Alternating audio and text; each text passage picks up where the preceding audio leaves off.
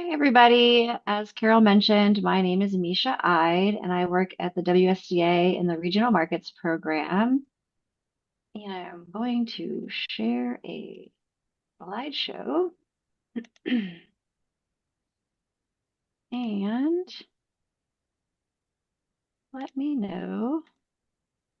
Okay, does that look correct, Carol? Great, thumbs up. Okay, cool.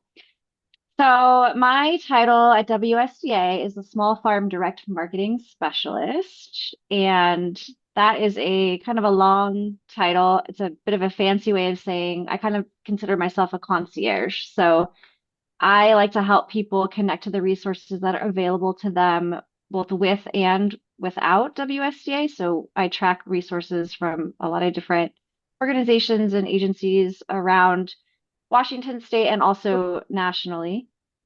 And I will be the very first to tell you that I am not a grain expert. In fact, I suspect that most of the people on this call have much more knowledge about grain agriculture than I do. But I am a direct marketing expert. And so I'm going to talk about some high level direct marketing concepts and benefits and challenges as I see them related to grain. And I'm also here to learn from you all too, because I suspect there are quite a few of you who may already be doing some of that direct marketing. This is a photo from my own kitchen that I took yesterday from some local steel cut oats or rolled oats from a local farm here in Washington.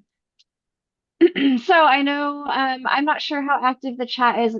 Some of you are probably on your phones, which can make it difficult, but if you can and you haven't already, put your name, your farm name or your org name, the location. If you are a grower, I'd love to see what kind of crops you're growing. And then if you are doing any direct marketing, we're also going to have a conversation later. So if it's not convenient to drop it in the chat, that's fine too. A little bit of background about the Regional Markets Program.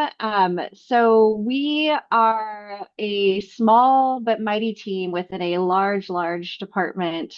We operate at just to promote and support the economic viability of what we call our small and direct marketing farms and ranches. So we're non-regulatory in regional markets, which is really nice because we can really just help people get access to resources without them necessarily worrying about getting in trouble for something, but we want to educate people and help them make smart business decisions.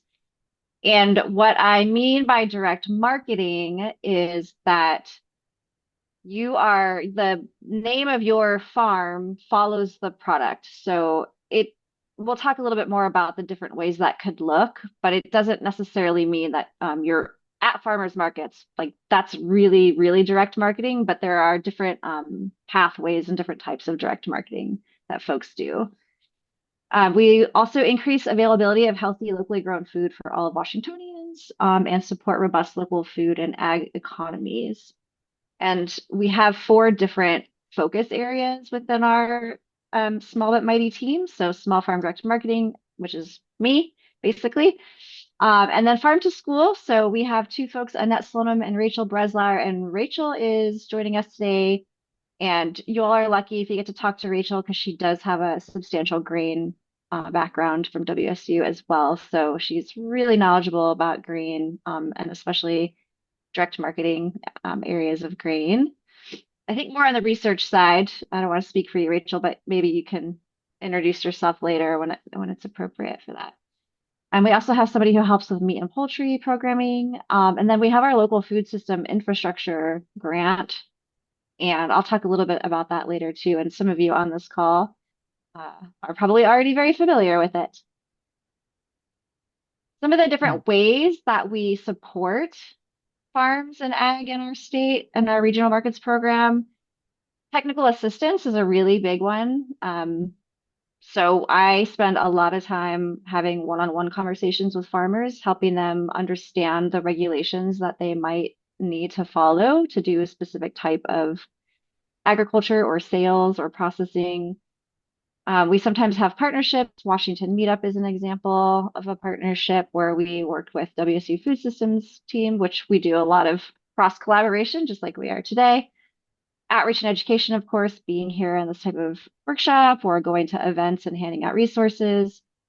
including our handbook for small and direct marketing farms, which is a resource I'll talk about next, but it is sort of our flagship resource. And for anyone who is interested in direct marketing, this is a great handbook that I will suggest that you get, and I can help you get hooked up with one of those.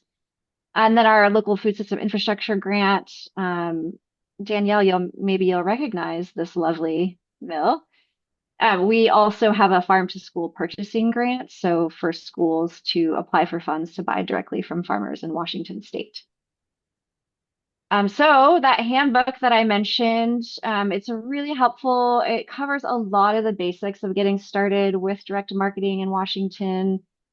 Some of it is helpful, I'm sure, if you're out of state, but there is a good chunk of it that is regulations around food processing and then specific product regulations within our state. And if you do have a copy or you get one, you'll note we do not have a grain specific section, a fact sheet, but that is something that I will be working on for the next edition. I don't have a date for that yet, sort of dependent on capacity and funding opportunities, but coming soon. And I'll be picking Carol's brain and probably some other folks on this call to help me with that grains page. So if you have specific things you want to see in there, you can let me know. And I did want to talk a little bit about some different examples that I see for grain. And I would like to reiterate that I am not an expert and this is not a comprehensive list. So I'm hoping you all can chime in too. After my presentation, we'll do more time for dialogue, but you can drop in the chat if there's things you think that are really obvious that I've forgotten. So I do want to comment too on whole grains, and this will tee up a little bit with my colleague Angelique, who's speaking next. But whole grains, for the most part, are considered a raw agricultural product or a raw agricultural commodity.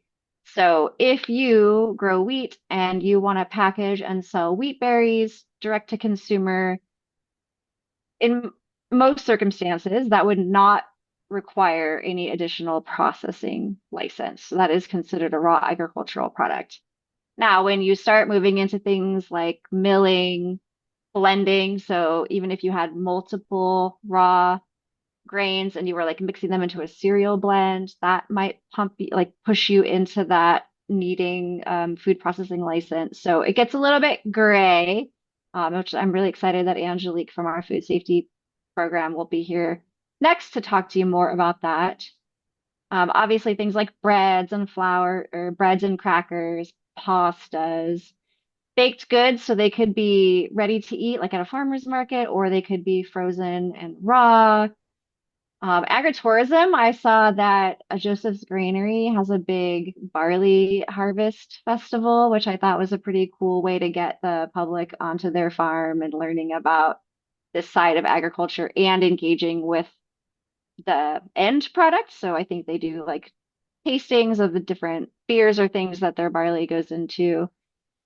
And then there's a lot of different types of customers for direct marketing. So you could be a field to plate farm. So, I talked to a young woman whose family has been doing wheat farming for generations, and she started a little spin-off company that does direct to consumer baked goods. And so that is, total vertical integration. But there's also a lot of other different entities that you might direct sell to. So when I'm saying direct to sale, it's basically lots of different options outside of just selling into the commodity market, right? So you have your maltsters and brewers and distillers, and there are cooperatives that I'm aware of, maybe just a manufacturer, a mill, which may or may not be a cooperative. I'm still learning. You all can help me. Bakeries and restaurants. I don't know if Angela's on the call. I know she registered for it. So like Ethos Bakery buys a lot of local flours and grains. A lot of bakeries do that. Schools and institutions. So that farmer that I was just talking about who started that direct to consumer model does sell into schools. And she's selling cookies. And we had a conversation about it because she's selling, the schools are wanting and buying fully cooked cookies. And was thinking, there would be a lot of benefit to both parties if they could figure out how to switch to the schools buying like raw frozen cookies because it would lower their purchasing price.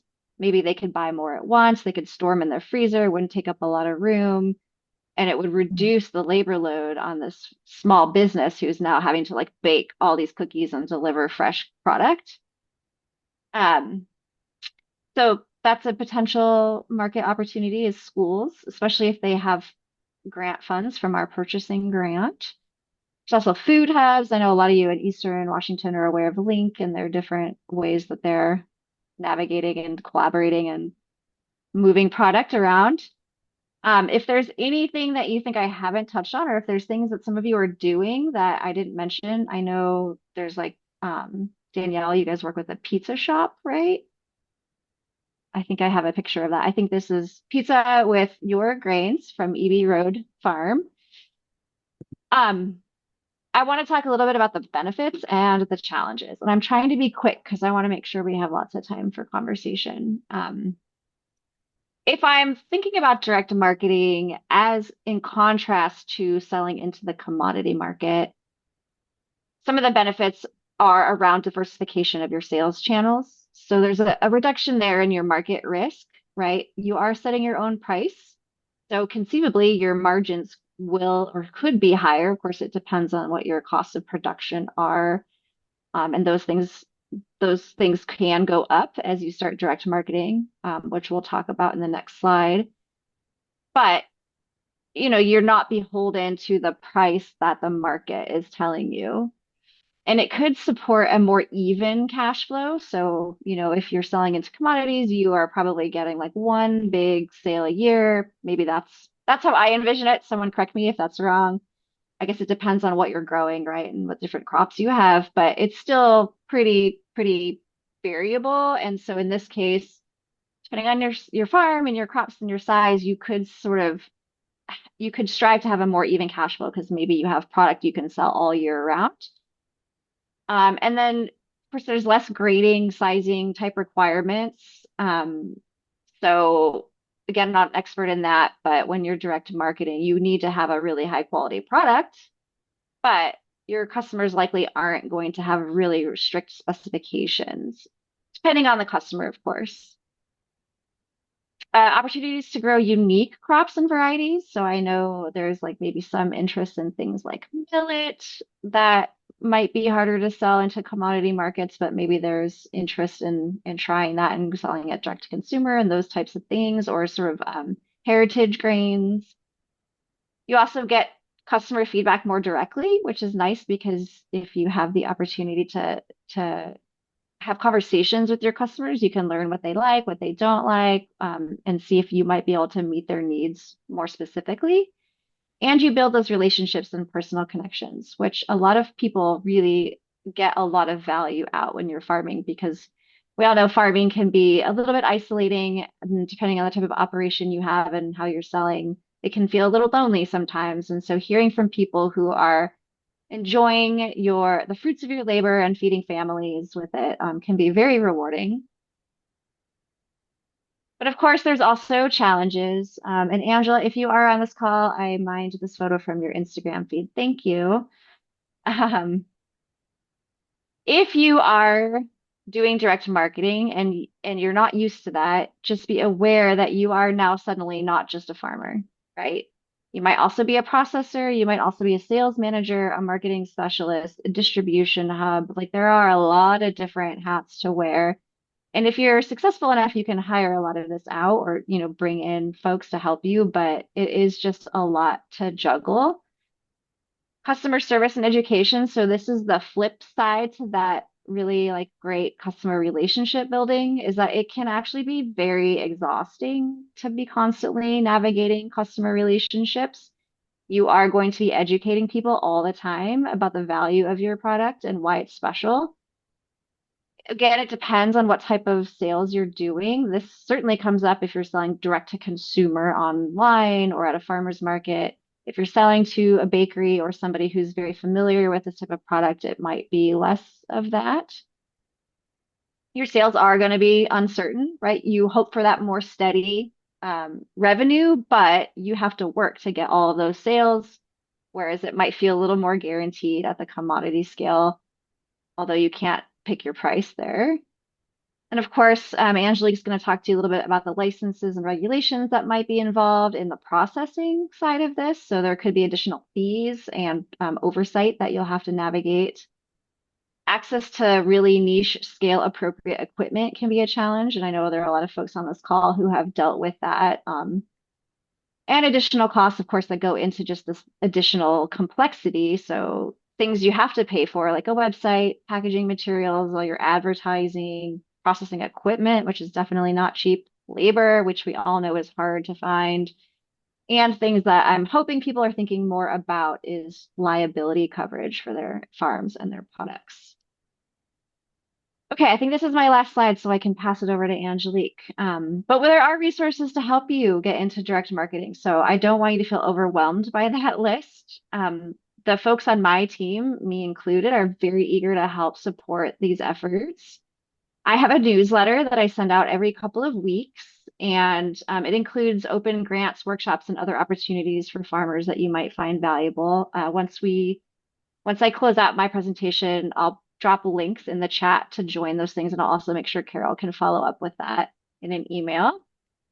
There's the USDA Northwest and Rocky Mountain Regional Food Business Center. Emily Whittier is the state coordinator for that program. She's on our call. I am on the Scaling Entrepreneurs theme team. There's also a theme team for grains specifically that is something up to do with climate smart. I can't remember the name of it. It's very long. So there are just different resources. And what's cool about these, especially for those of you who are calling from places like Colorado, Idaho, Montana, we are in the same region. And so we are sharing resources way more than we ever have before. So it's pretty exciting. So we can help connect you to folks in your region if we don't have offerings for you. WC's Bread Lab over in Skagit Valley is doing a lot of great direct to consumer trials, research, education. I mentioned our local food system infrastructure grant. I'll drop a link to the chat in that as well. That is going to be reopening this summer.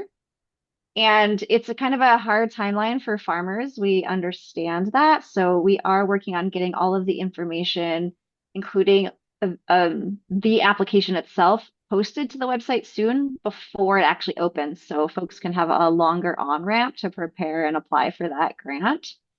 And then there's also the USDA Value Added Producer Grant that is not open right now, but it typically comes around every year, and that could be an opportunity for additional grant funds. And one thing that the Northwest Rocky Mountain Regional Food Business Center is offering is a self-paced course for how to write federal grants. So that's a nice way to prepare if you are interested in applying for the Value Added Producer Grant the next time it comes around.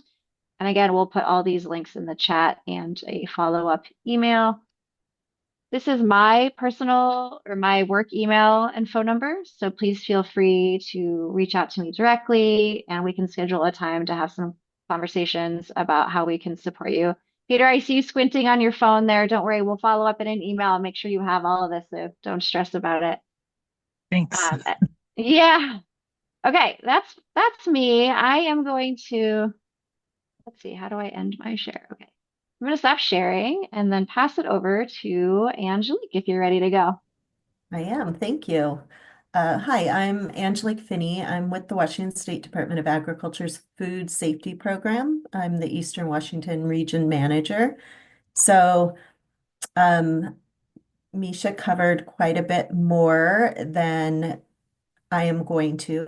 Mine will be a little bit shorter, but when we were organizing this, I was trying to figure out what might be helpful without getting into all of the regulations and requirements.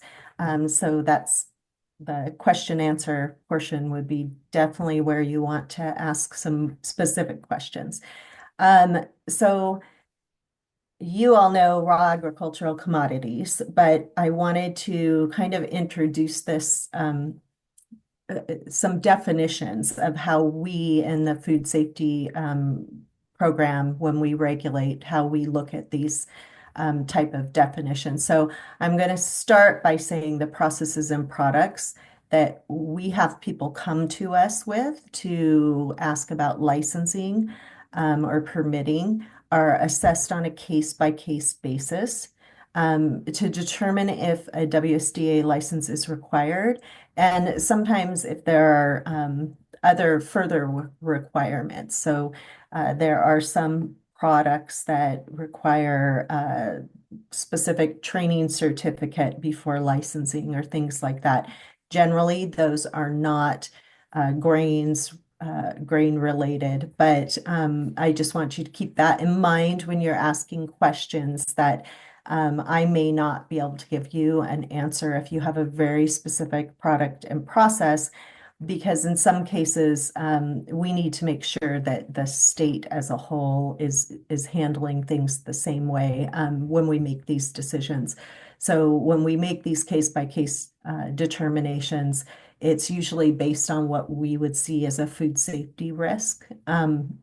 So raw agricultural commodity defined the way we define it is using the FD&C Food and Drug Act, basically the federal act, the 201R is the section.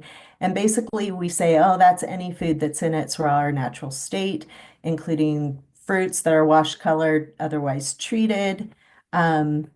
We also talk about an agricultural product that's processed on a farm as a function of harvesting. That would be considered a raw agricultural commodity by us, and an agricultural product that's maintained in its natural state with no or minimal processing. So this is maybe where you can see the gray areas. If how do we determine if the processing is as a function of harvesting? How do we determine if it's in its natural state with minimal processing? What does that look like? So a lot of times people come to us and we have a discussion about, at the, barest level, what's being done here, and do we consider that food processing? So food processing, same thing, couple of definitions. One's in the Revised Code of Washington, and the other is a Code of Federal Regulations. And you can see they basically cover almost everything. Processing means manufacturing, packing, canning, bottling, preparation, putting up, or it may mean making food from one or more ingredients, or synthesizing, preparing, treating, modifying, manipulating, including food crops or ingredients. And they do have in the Code of Federal Regulations a specific discussion about farms and farm mix type facilities. And it does say that manufacturing and processing does not include activities that are part of harvesting, packing, or holding. So when you come to us, like I said, we may have to have a discussion to decide, is this minimal? Is this something that we would see as being part of harvesting, packing, holding? Is it, being done on a farm? Is it being done elsewhere? So I kind of thought the best way to go about this, me and Micha and I were talking about the differences in what's been allowed and what needs a license. So I just spent this slide and the next slide giving you some examples. So pea splitting, when it's a dry process, we don't require that as being food processing. So we would not require somebody to have a WSDA food processing plant license to do that. Then we had somebody come along and they are splitting peas and using water or steam. And that addition of the water or steam, we consider that an increase as in risk, as a increase in food safety risk. And so we do ask those processors to get a WSDA food processing plant license. We allow mint to be crushed on farms without a license being required. Oatmeal rolled or pressed, that would require a food processing plant license. Like Micha talked about, if you mix grains, anytime mixing occurs, we generally consider that a process and it would require a license. Milling's kind of an obvious one. I would make a statement like once you bring a piece of machinery in to the process, but that doesn't work with grains. It works with a lot of other foods. You bring a piece of machinery in, we say, oh, that's, guaranteed to be considered processing. But I will say if you are milling, that is definitely requires a food processing plant license. Something like a seed cleaner on a farm, it has fallen into the bucket of being a farm-based process that does not require a WSDA food processing plant license. Um, so I guess when I talk about all of these does require and doesn't, I want to emphasize again that it is probably always best to reach out to us. You could reach out to Micha, she might forward you to us. Um, but in order to discuss with you, like what is your specific process? What is the product you're going to end up with? Where are you doing this process? Is it on a farm? Is it in another location? We always, I know we're a regulatory body, but we pride ourselves on our technical assistance, and we love to provide technical assistance to people prior to licensing, because we don't want anybody to buy a piece of equipment that we would then look at and say, oh, that we don't consider that food safe. You should have consulted us first. So I encourage you, if you are trying to figure out where you fit into these, are we rolling, pressing, milling, mixing, that you give us a call, and somebody will definitely work with you to see what you're doing and what the requirements might be. So when you get into what a food, oops, let's go back if I can, into what is a food processing plant. I left it pretty simple with this slide. It is any non-mobile. We don't license anything that travels, um, except, I'm sorry, a custom food. Our custom meat have a farm slaughter trucks. Those are our only mobile permits. So it's any non-mobile premises, plant, establishment, building, room, facility, generally outside of a house or a living quarters. Although we do have people who build a separate kitchen in their house that ends up fitting all of our requirements. It is where food is going to be prepared, handled, or processed in any way for distribution, or sale for resale. So we mostly, the food processing plant license is for wholesalers. If you want to sell to somebody who is selling to somebody else. So you want to sell to grocery stores, you want to sell to coffee stands, you want to sell to restaurants. A food processing plant would cover that. It also allows sale across state lines, out of the country if you want to sell in Canada, Mexico. Um, and you can sell, as it says here, to any retail outlets, what I just covered, restaurants, grocery stores, any other facility that's selling or distributing to the final consumer of your product. And just briefly, it covers just about every food type, this food processing plant license. It covers any value added product that you want to make. Um, if you process packaged food for some other company for whatever reason, I think everyone on this call would fall into that. If you mix, mill, or otherwise do more than minimally processed grains, if you repackage food from bulk containers into smaller containers that you will then sell to somebody who's going to sell to the end consumer. So I always put this up because one of the questions I get asked is, how much is your fee? How much does the license cost? And right now, this is our scale and schedule. And if you look at it, it increases depending on the gross sales of your business each year, but it starts at $92. and works its way up to 862. Um, we do have these licenses do expire every June 30th, so people need to renew them by the end of June in order to have a valid license on July 1st. So what I didn't cover was our cottage food permits. And that was mostly as a selection, thinking about who the audience for this get together would be. We do offer cottage food permits that allow the baking, cooking of low risk products. So you could do baked breads and that type of product in a home kitchen. But the reason I focused on our food processing plant license is because the cottage food license has some restrictions. The product has to be sold directly to the end consumer. So it is relatively limiting. It cannot be sold, sent through the mail. It can't be sent through UPS. It has to be handed directly to the end consumer. That could be at farmers markets, at fairs, that type of at a booth. But it isn't allowed under that to send them or sell them to somebody else who will then sell the product.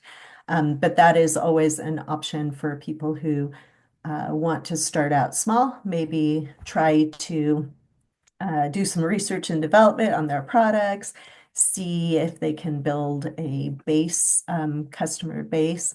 So if you have any questions about cottage food permits, definitely reach out to us, reach out to me.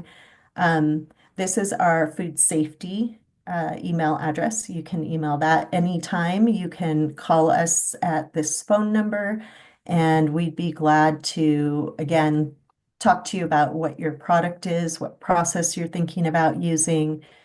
We always get into where do you want to distribute? What are you thinking about doing with this product? But feel free to give us a call or send us an email if you have questions after this. So that's all I have.